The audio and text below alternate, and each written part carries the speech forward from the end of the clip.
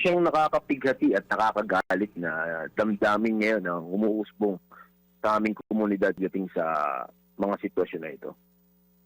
Mhm. Hindi ho ba kayo nangangamba o natatakot para po sa inyo pong kaligtasan? Ang totoo, natatakot na po kami sa panahon ngayon kasi talagang wala nang kaligtasan, wala nang seguridad ang aming hanap buhay tuwing sasapit ang Opo. dilim. Kaya parang wala na kaming makitang protection Mhm. sa panahon na ito. Mhm. Alright. So, kung ganun ho ang inyo pong nakikita, so ano ho ang inyo naman pong ginagawa kapag meron ho kayong halimbawa, pag ganyan ho 10 oras ho actually ito madaling araw nga nangyari, di ba? So pag meron ho mga ganyan mga booking, paano po sa panig po ninyo, ano ho yung mga ginagawa po ninyo para po maiwasan just in case kung sakaling magkaroon ng aberya, Sir Romeo? Ano ho ang pinapayo po ninyo sa inyo po mga kasamahan?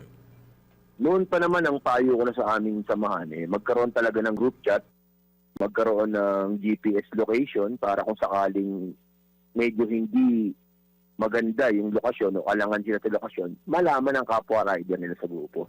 Ang problema kasi ngayon, mahirap talaga sa amin kasi pag kami naman ang pumili ng pasahero, kami naman ang tatanggalin sa serbisyo na to. Mhm. Ipinagbabawal naman kasi yun sa lahat ng application. Ang problema sa amin, wala naman kami ibang hanap buhay na pwedeng lipatan. Mhm. Lalo kung may mga edad na yung mga kasamahan ko, ito na lang ang bubuhay sa kanilang pamilya.